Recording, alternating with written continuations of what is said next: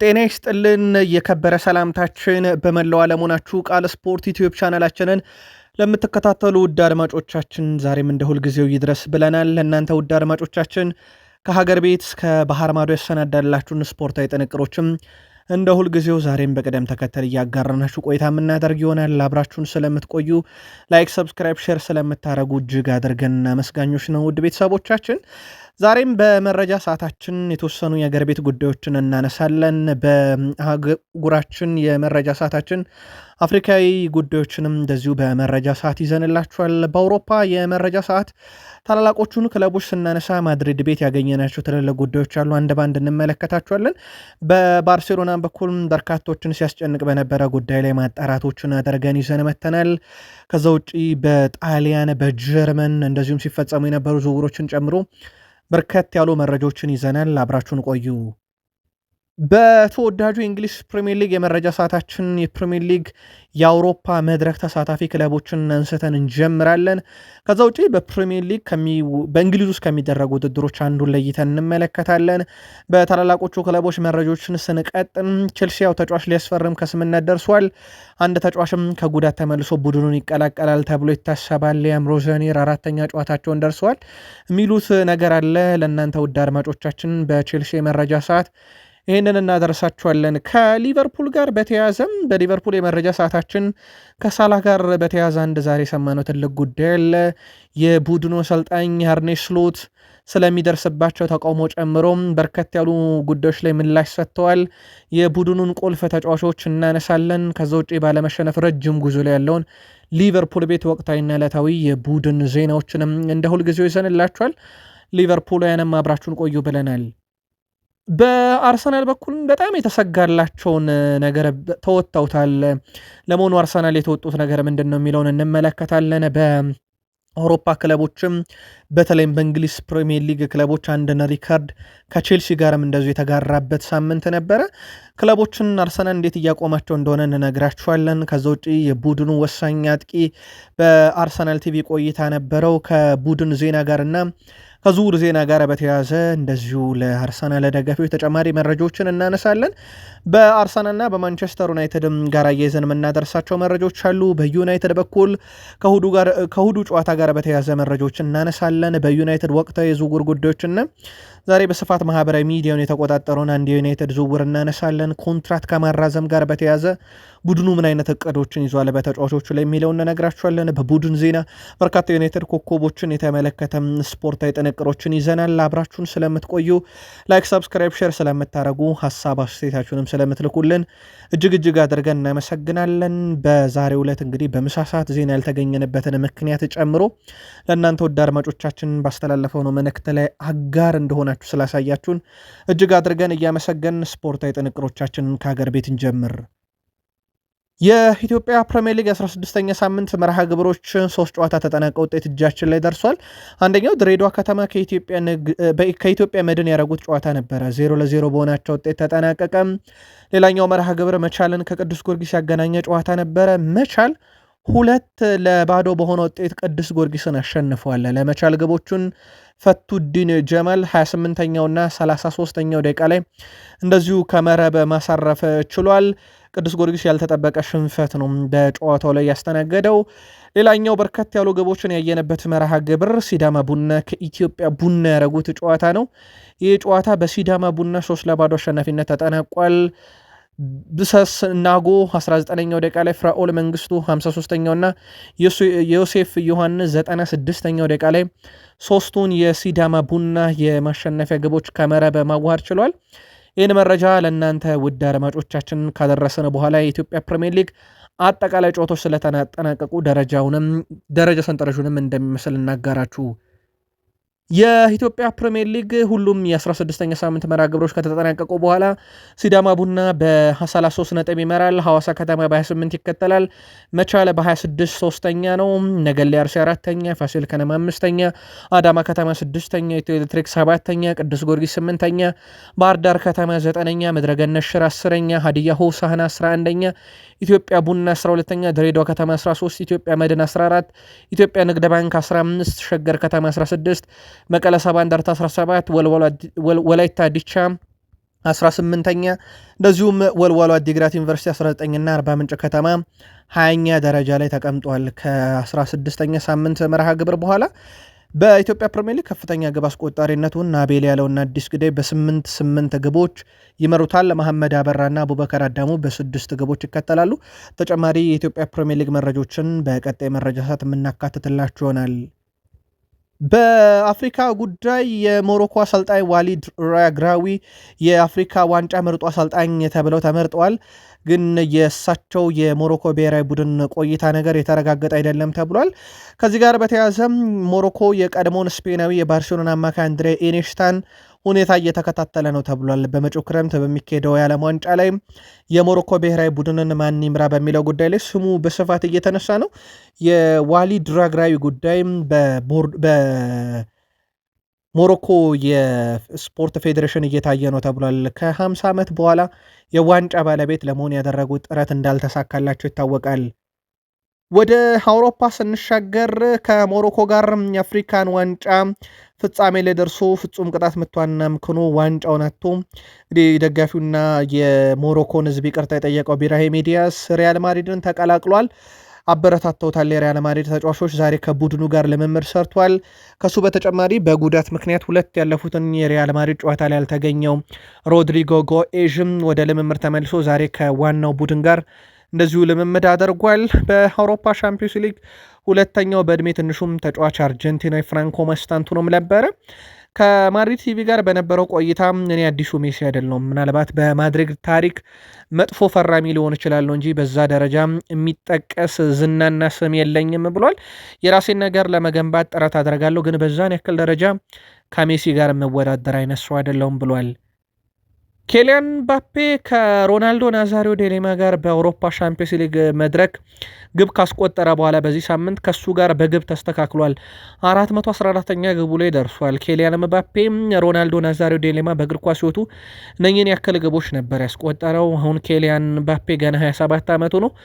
በርካታ ዓመታትን ይጫወታል ተብሎ ይታሰባልና ክርስቲያኖ ሮናልዶስ ሪካርድ ላይ ይደርሳሉ የሚለው በትልቁ ይጠበቃል። አሁን እንኳን በአውሮፓ ሻምፒዮንስ ሊግ በዘንድሮ የውድድር ዓመት 11 ግቦች እንዳሉት ይታወቃል። ኬሊያን ምባፔ ከሃሪኬን በ7 ይከተላል። ቪክተር ኦሲሜን፣ ኤርሊንግ ብሮት ሃላንድ፣ አንቶኒ ጎርደን 6 አላቸው። ከኬሊያን ምባፔ ጋር በተያያዘ ምናልባት የክርስቲያኖ ሮናልዶን በአንድ የአውሮፓ ሻምፒዮንስ ሊግ መድረክ 17 ግቦችንም ዘንድሮ ያሻሽልበታል ተብሎ ይጠበቃል። ግን እንዳጠቃላይ በእግር ኳስ ሌጀንድ ከሚባለው ሮናልዶ ናዛሪዮ ዴሌማ እኩል የእግር ኳስ ግቦች ላይ መድረስ ችሏል። ከአውሮፓ ሻምፒዮንስ ሊግ ምሽት በኋላ የቪኒሺየስ ጁኒየርም ጉዳይ በተመሳይ ነው። ከታሪካዊ የባርሴሎና ተጫዋች ዣቪ ሄርናንዴዝ ጋር እኩል ሆኗል። በአውሮፓ ሻምፒዮንስ ሊግ የአሲስት ብዛት ዣቪ ሄርናንዴዝ በ151 ጨዋታ በአውሮፓ ሻምፒዮንስ ሊግ ምሽቶች 30 አሲስት ነበረው። ከዚህ በግማሽ የሚያንሰው ቪኒሺየስ ጁኒየር በጨዋታ ወደ 75 ያክል ጨዋታ ነው ያደረገው።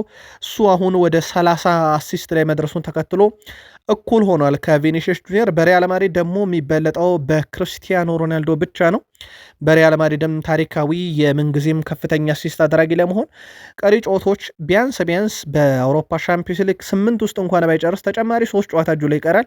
8 ውስጥ ከጨረሰ ደግሞ 2 የተረጋገጡ ጨዋታ እጁ ላይ ይኖራል ተብሎም ይጠበቃል። ከአዲሱ አሰልጣኝም ጋር በተያያዘ አሁንም መልበሻ ክፍሉ በጣም ተረጋግቷል ተብሏል።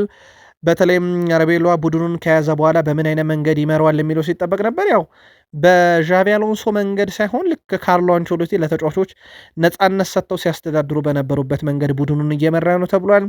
ግን ቡድኑ ጠንክሮ እንዲሰራ ልምምር ላይ እንዲሁም የአሸናፊነት መንፈስ ለመገንባት በሚደረገው ጥረት ላይ ግን በጣም ወሳኝ ሰው መሆን ይፈልጋልና የፍሎሬንቲኖ ፔሬዝንም ቀልብ ከገዛ ምናልባትም ቋሚ ይሆናል ተብሎ ይጠበቃል። የአውሮፓ ሻምፒዮንስ ሊግ 7ኛ ዙር ጨዋታዎችን ማክሰኞ ምሽትና ሮብ ምሽት ከተከታተልን በኋላ የሳምንቱ ምርጥ እጩዎችን በማለዳው የቃል ስፖርት ዩቲዩብ ቻናል ጥንቅራችን እጩዎችን ነግሬያችሁ ነበር። ይፋ ተደርጓል ውጤቱም። በዚህም መሰረት የሪያል ማድሪድ የፊት መስመር ተሰላፊ ቪኒሺየስ ጁኒየር የሳምንቱ ምርጥ ተጫዋች በመባል መመረጥ ችሏል። ቪኒሺየስ ጁኒየር ሪያል ማድሪድ ሞናኮን ባሸነፈበት ጨዋታ ላይ 1 ጎል አስቆጥሮ 2 ለግብ የሚሆኑ ኳሶችን እንዲሁ አመሻሽቶ ማቀበል ችሎ ነበር። በጣም አስደናቂ ምሽት ነበረ ማሳለፍ የቻለው። በሪያል ማድሪድ ቤት ውስጥም የኮንትራቱ ጉዳይ እንዳለ ሆኖ የአውሮፓ ሻምፒዮንስ ሊግ መድረክ ላይ ግን ያለው ቁጥሩ በጣም ትልቅ የሚባል ነው። ከባርሴሎና ጋር በተያያዘ በማለዳው የቃል ስፖርት ጥንቅራችን ላይ ፔድሪ መጎዳቱን እናጣርተን እናመጣለን ብያችሁ ነበረ።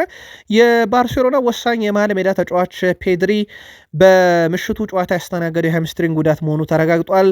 የ23 ዓመቱ ፔድሪም በጨዋታው ጉዳት አጋጥሞት 61ኛው ደቂቃ ላይ ተቀይሮ ወጥቶ ነበረ። ፔድሪ በጉዳቱ ምክንያት ለአንድ ወር ያህል ከሜዳ እንደሚርቅ ባርሴሎና ይፋ አድርጓል።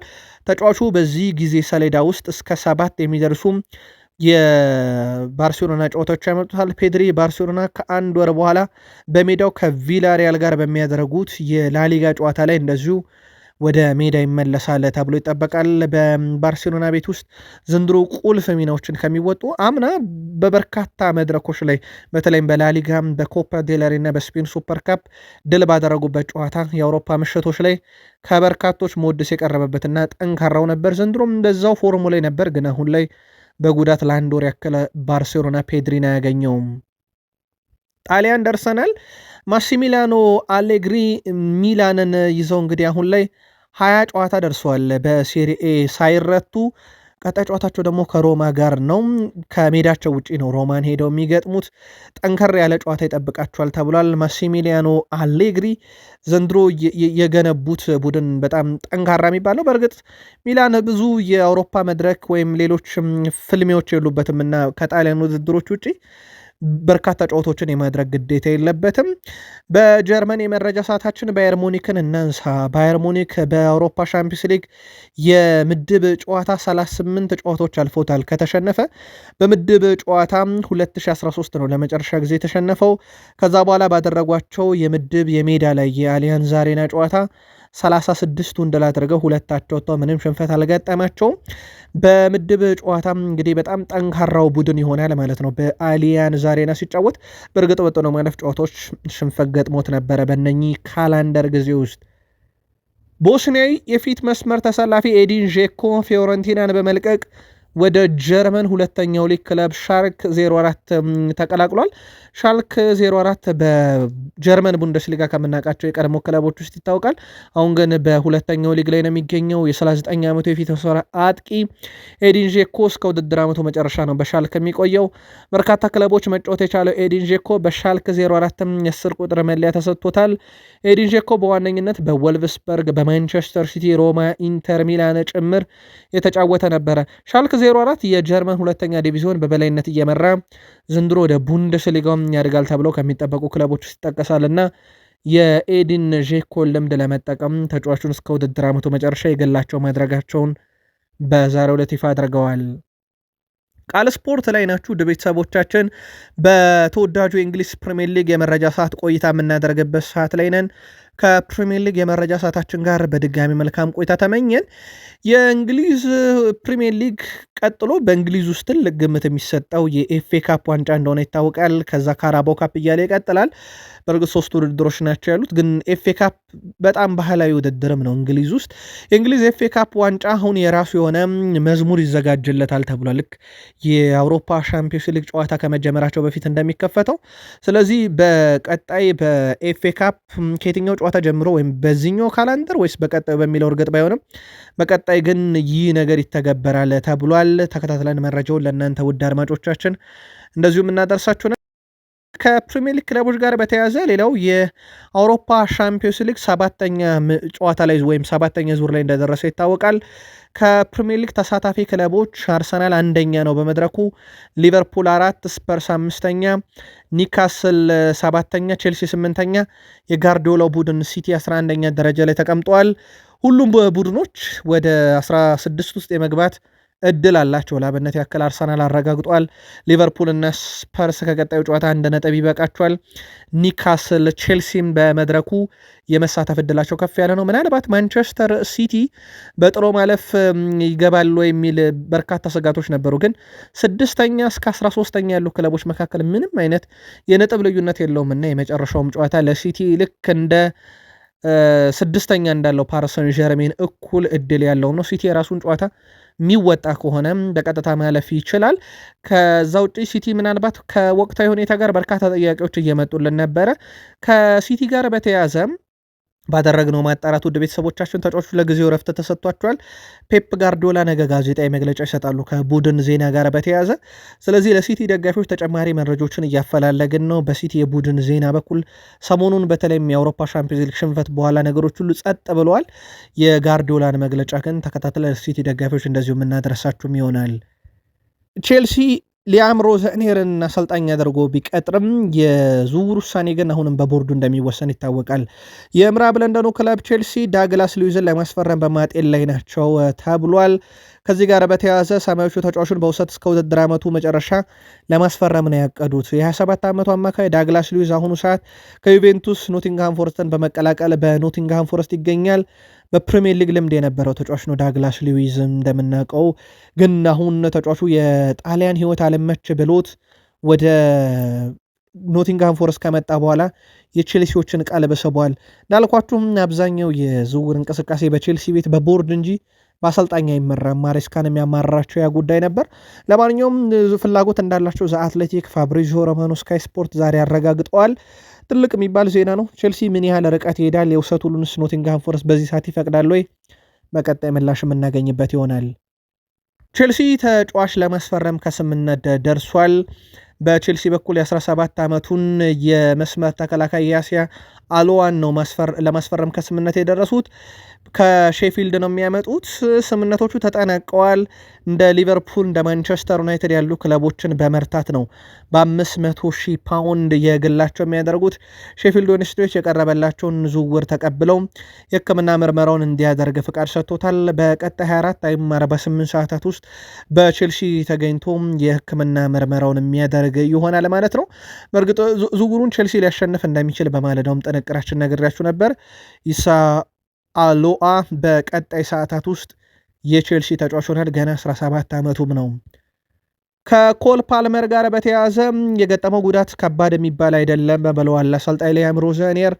እንደሳቸው መልከታም ከሆነ በቀጣይ ክለቡ ቼልሲ ከክሪስታል ፓላስ ጋር በሚያደርገው ጨዋታ ይሳተፋል ተብሎ ይጠበቃል። በጉዳቱ ላይ እንግዲህ አሁን ማገገሞችን አይተናል። የተወሰነ ጥርጣሬ ስለነበረን ብለዋል እሳቸው። በዚህ ምክንያት ነው እንግዲህ ተጫዋቹም በቼልሲ መለያ እየተመለከት ነው ያለው ነው ብለዋል። ስለዚህ በቀጣይ ጨዋታ ላይ ይገኛል። እኛ በማንም ተጫዋች ላይ ሪስክ መውሰድ አንፈልግም። ተጫዋቾች ሙሉ ጤነኛ ሲሆኑ ብቻ ነው መጠቀም የምፈልገው። እናም በእሁዱ የክሪስታል ፓላስ ጨዋታ ላይ ኮል ፓልመር ሊገኝ ይችላል ብለው እንደዚሁ ፍንጭ ሰጥተዋል። ሌላ እሳቸው ያነሱት ሊያም ሮዘኔር ስለ ሞይሰስ ካይሴዶ ነው። የአውሮፓ ምርጡ የአማካኝ ተከላካይ ስፍራ ሆኖ መጫወት የሚችል ተጫዋች እሱ ነው ብለው ተጫዋቻቸውን አወድሷል። በሱ ግብ ነበረ ፓፎስን በስታንፎርድ ብሪጅ 1-0 በሆነ ውጤት በአውሮፓ ሻምፒዮንስ ሊግ ምሽት ለእሳቸው የመጀመሪያ ድላቸው የሆነበት ምሽት ድል ያደረገው ቼልሲ። እሳቸው አራተኛ ጨዋታቸውን ነው በቼልሲ የመሩት ሊያም ሮዘኔር። እንደሚታወቀው የእሳቸው 4 ጨዋታ ከካራቦ ካፕ የቻርልተን ጨዋታ ይጀምራል 5-1።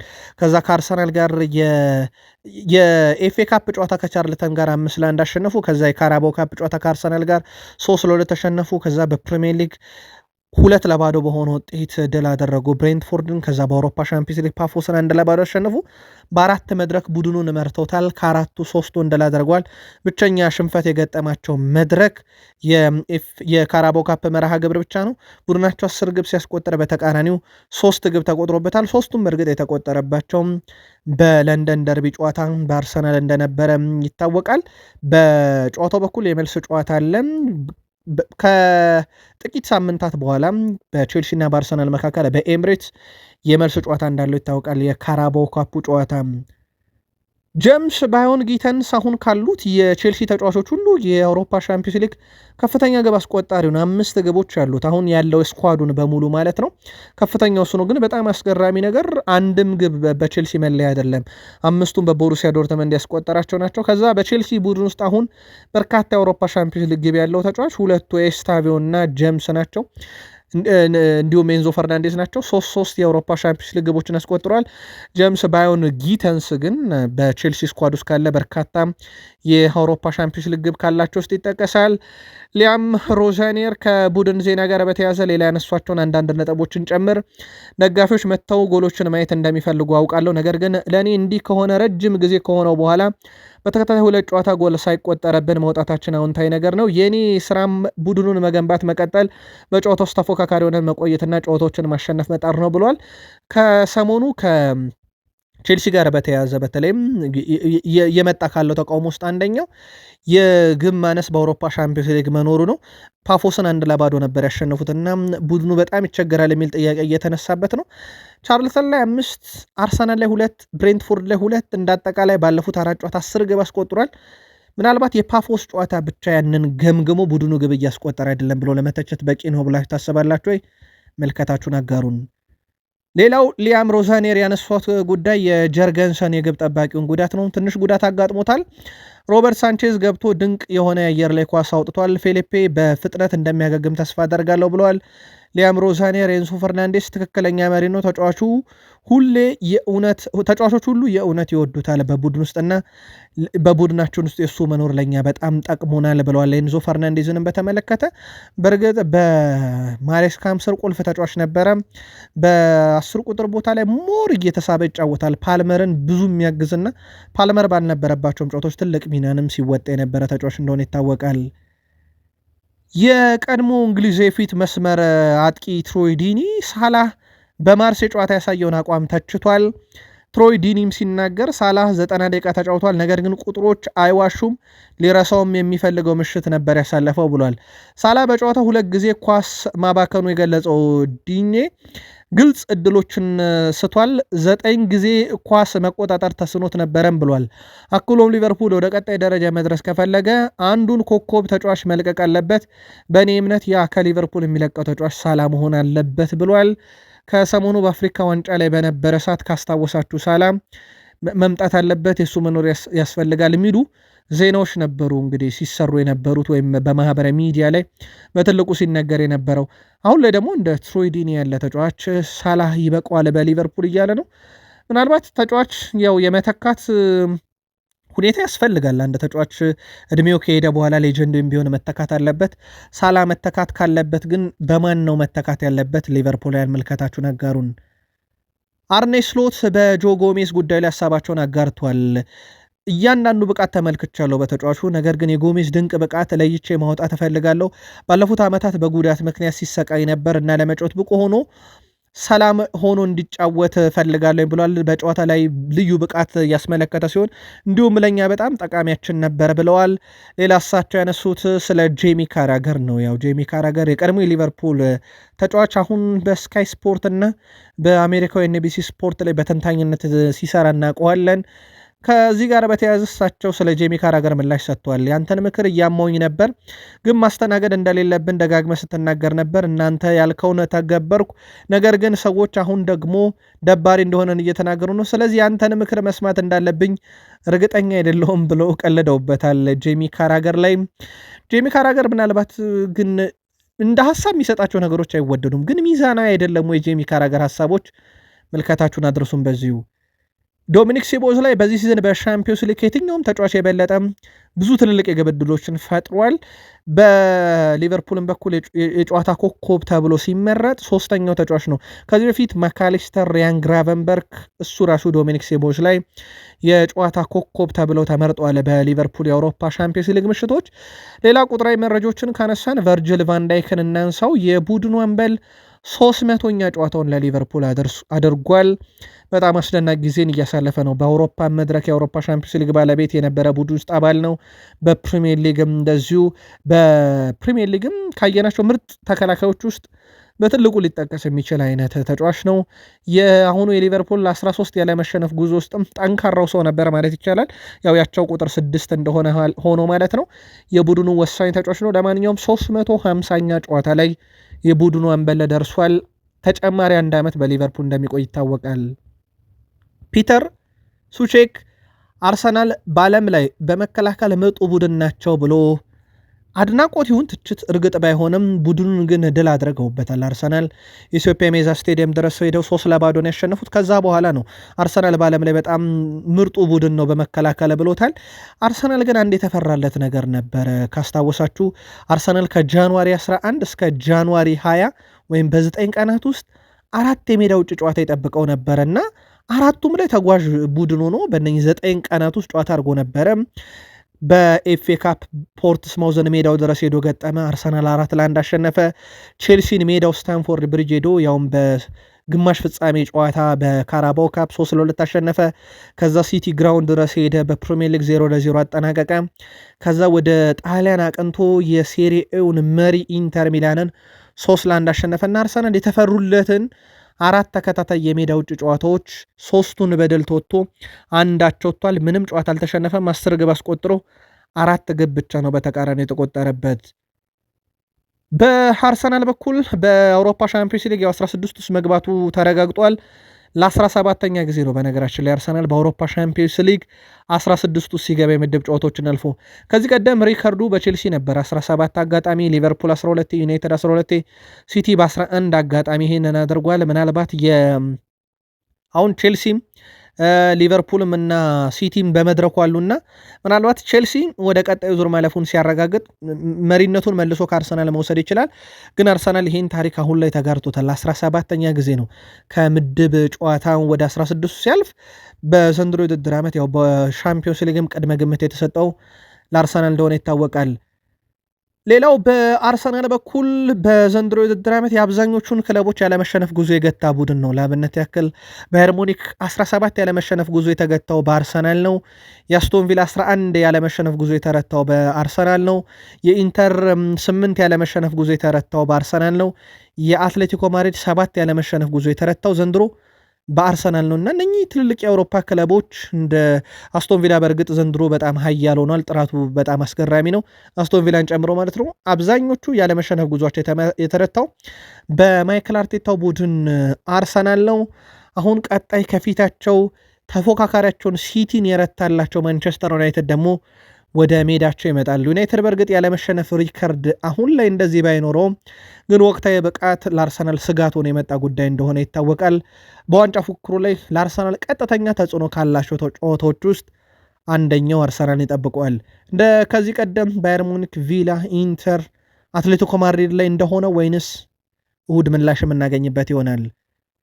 ጋብሪኤል ጀሱስ ከአርሰናል ቲቪ ጋር ቆይታ ነበረው። ጉዳቶችን ብዙ አስተምሮኛል፣ በሜዳ ላይም ሆነ ከሜዳ ውጭ የተለየ አመለካከት ሰጥቶኛል እና እንደገና ጉዳቶች እንደማይከሰቱ ተስፋ አደርጋለሁ ብሏል። አሁን ወደ 100% የአካለ ብቃቴ እንቅስቃሴ መመለስ እና የአርሰናል ስርዓትን ይሄ ያጮት ስርዓትን በደንብ መላመድ እፈልጋለሁ ብሏል።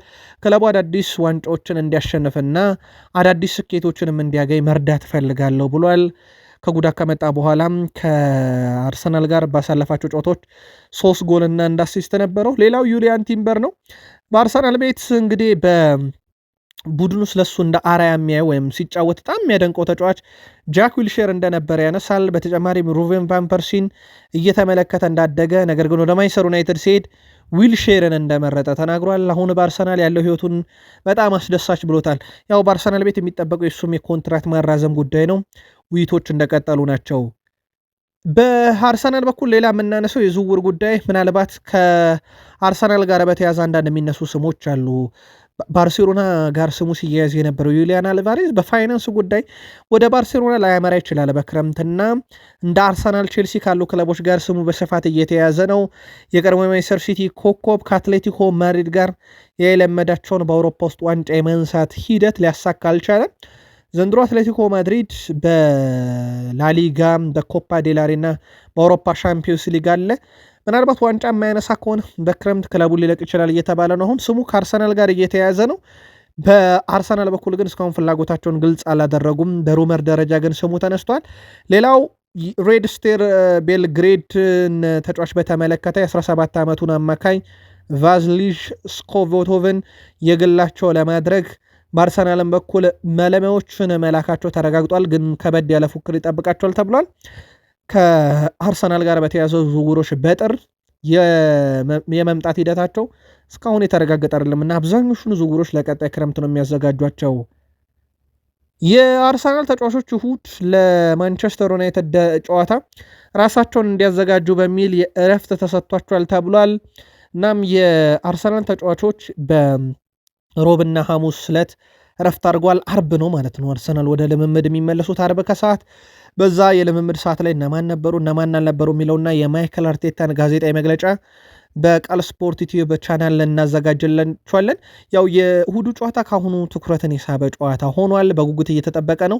የሁለቱም አሰልጣኞች ጋዜጣዊ መግለጫ እየተጠባበቀ እንገኛለን። የማይክል አርቴታንም የማይክል ካሪክንም እጃችን እንደደረሰ እናደርሳችኋለን። አርሰናሎች ግን ተጫዋቾቹ ረፍት ማግኘት አለባቸው በሚል የ2 ቀን ረፍት ሰጥተዋቸው ነበር። ማንቸስተር ዩናይትድ እና አርሰናል በአንድ ወቅት ተጫዋቾችን ተቀያይረው ነበረ። ሄንሪክ ሚኪታሪያን ከዩናይትድ ወደ አርሰናል፣ አሌክሲስ ሳንቼስ ከአርሰናል ወደ ማንቸስተር ዩናይትድ ነበረ ዝውውር የተደረገው። በሁለቱ በኩል እንግዲህ የነበረውን ሂደት ብናይ ሄንሪክ ሚኪታሪያን በመድፈኞቹ ቤት 59 ጨዋታን አድርጓል። 9 ጎል 13 አሲስት ነበረው። አሌክሲስ ሳንቼስ በዩናይትድ 5 ጎል እና 9 አሲስት ነበረው። ሁለቱም ተጫዋቾች አልተሳካላቸውም። ከቅያሬው በኋላ ወደ ጣሊያን አቅንተው በኢንተር ሚላን ቤት ግን የቡድን አጋር ሆነው የሴሬ ዋንጫ ማሳካት ችለው ነበረ። በማንቸስተር ደርቢ ጨዋታ ላይ እንግዲህ ሀሳባቸውን ተጠይቀው ነበረ።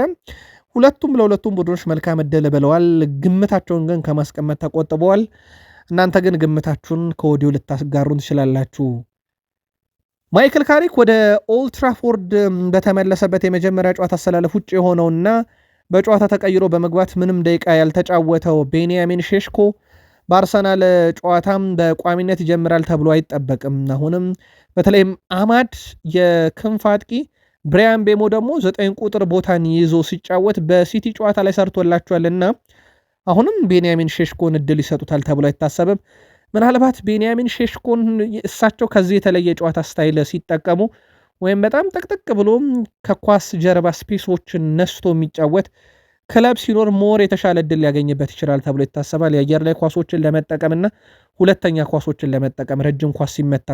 ከዛ ውጭ ግን እንደዚህ ክፍተት ሰጥተውም ወይም ደግሞ በደንብ ፖሰስ አድርገው በሚጫወቱ ቡድኖች ላይ ላይጠቀሙት ይችላሉ እየተባለ ነው። ቤንያሚን ሼሽኮን በእርግጥ ቤንያሚን ሼሽኮ የሩበን አሞሪም ምርጫ አይደለም እንደተባለ ይታወቃል። እነ ኦማር ቤራዳ ናቸው ያመጡት።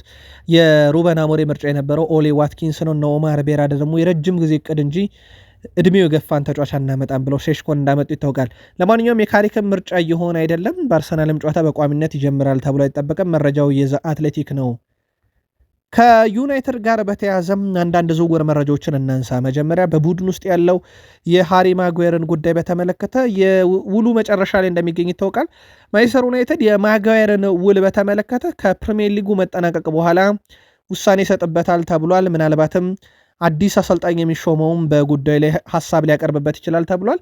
ግን ልምዱ በዩናይትድ እንደሚያስፈልግ ምንም ጥርጥር የለውም። በሲቲ ጨዋታ ላይ በደንብ የተመለከት ነው ይመስለኛል የማጓየርን ልምድ በቆመ ኳስ አጠቃቀሙ ላይም ብረት እንደመለሰበትም ተመልክተን ነበረ በአንድ የማጥቃት እንቅስቃሴ የብሩኖ ፈርናንዴዝን ማዕዘን ምት። ለማንኛውም ቆይታው 100% በቀጣይ ክረምት ላይ ይወሰናል ተብሏል። ሌላው የዶርትመንዱ አማካኝ ፍሊክ ኔሜቻን በተመለከተም በአቋሙ በርካታ ክለቦች ደስተኛ ናቸው። ከፕሪሚየር ሊግ ግን ብቸኛው ክለብ ዩናይትድ አይደለም። ቼልሲም የተጫዋቹ ሁኔታን እየተከታተሉ ነው ተብሏል። ስካይ ስፖርት መለማዮችን ብቻ የላኩበት ተጫዋች ብለውታል እንጂ ምንም አይነት እንቅስቃሴ በዩናይትድ በኩል ተጫዋቹን ለማምጣት እንደዚሁ እንዳልተደረገ ስካይ ስፖርት በዘገባው ይዞት ወጥቷል። ሌላው ከዩናይትድ ጋር በተያዘ ዊልፍሬድ ኔዲዲ ወደ ፕሪሚየር ሊግ መመለስ ይፈልጋል። ዩናይትድ ዛሬም ምንም አይነት ይፋዊ ጥያቄ አላቀረበም። መረጃው ግን እንዳለ ፋብሪዞ ሮማኖ አረጋግጧል። ሌላው ከታይለር ማላሺያ ጋር በተያዘ ነው። ዩናይትድ በጥር ሊሸጠው እንግዲህ ቀናቶች ብቻ ቀርቶታል። ፌብራሪ 3 ነው የጥር የዝውውር መስኮት የሚጠናቀቅ። ዩናይትድ ለገበያ ያቀረበው ተጫዋች እስካሁን ገዢ መጥቶ ጥያቄ አላቀረበም። ስለዚህ ታይለር ማላሺያ የሽያጭ ነገር በዩናይትድ በኩል እንደታሰበው አልሆነላቸውም። ዛሬ ግን አንዱ ትልቁ መነጋገሪያ ጉዳይ የነበረው የኮል ፓልመር ወደ ዩናይትድ ይመጣል የሚል ዜና ነው። ጉዳዩን ለማጣራት በርካታ ጥረቶችን አድርገን ነበረ። ጉዳዩ ዩናይትድ ፍላጎት አቅርቦ ወይም ፓልመር ወደ ዩናይትድ መሄድ ፈልጋለሁ ብሎ አይደለም። ውድ ቤተሰቦቻችን ጉዳዩ የተፈጠረው ፓልመር በቼልሲ ቤት ደስተኛ ነው የሚል ትንታኔ ከተሰራ በኋላ በስካይ ስፖርት ላይ ምናልባት ፓልመር የዩናይትድ ደጋፊ ነውና ዩናይትድ በቀጣይ ራሱን ቡድኑን በሚገነባበት ሂደት ውስጥ እንደ ፓልመር ያለ ተጫዋች በቼልሲ ደስተኛ ካልሆነና ቢለቅ ምርጫው ሊያደርግ ይችላል የሚል ዜና ተሰራ። ያው ዜናው ደግሞ ፓልመር የቀድሞ ክለብ ወይም የሚደግፈው ዩናይትድን ስለሆነ ነው። በግልጽ በልጅነቱ ጀምሮ የዩናይትድ ደጋፊ ነው። ዋይኒ ማርክሩኒን በጣም የሚወደው ተጫዋች ነው። ከዛ ጋር በተያያዘ ዜናው ተሰራጭ እንጂ ዩናይትድ ጥያቄ አቅርቦ ወይም ፓልመር ለቃለው ብሎ አይደለም። በዚሁ መረጃው እናጥራው ብለን ነው። ዶርጉ በዚህ ውድድር ዓመት በፕሪሚየር ሊጉ በየ90 ደቂቃው 6.83 የመሬት ላይ ግንኙነቶችን የሚያሸንፍ ሲሆን ይህም እድሜያቸው 21 እና ከዛ በታች ከሆኑ ተጫዋቾች ሁሉ ቀዳሚ ሆኗል። ሉዊስ ሃል ሁለተኛ፣ ጆሽ ኪንግ ሶስተኛ ነው። ፓትሪክ ዶርጉ በእርግጥ ከሰሞኑም በአንዳንድ ሜዳ ክፍሎች ላይ ለየት ባለ መንገድ ሲጫወት እየተመለከት ነው እንደሆነ ይታወቃል። በተለይም በማጥቃት ክፍል ውስጥ እየተጫወተ ነው። በሩበን አሞሪም ቡድን የ3-4-3 ፎርሜሽን ላይ የመሀል ሜዳውን የግራውን ጠርዝ ይዞ ሲያጫውቱት እናውቃለን። አሁን ግን ሞር ከሶስቱ አጥቂዎች አንደኛው ሆኖ እንዲጫወት ከኩንሃም ቀድሞ እንዲጫወት አድርገውት ነበር። በእርግጥ ሲስተማቸው ሰርቶለት ሲቲ ላይም ግብ አስቆጥሮላቸው ነበር ለማይክል ካሪክ፣ ግን በጣም አስደናቂ የሚባል ቁጥር አለው። ቃል ስፖርት ላይ ነን። እዚህ ጋር እናብቃም። የነገ ሰው ይበለን ብለናል። ሰናይ ጊዜ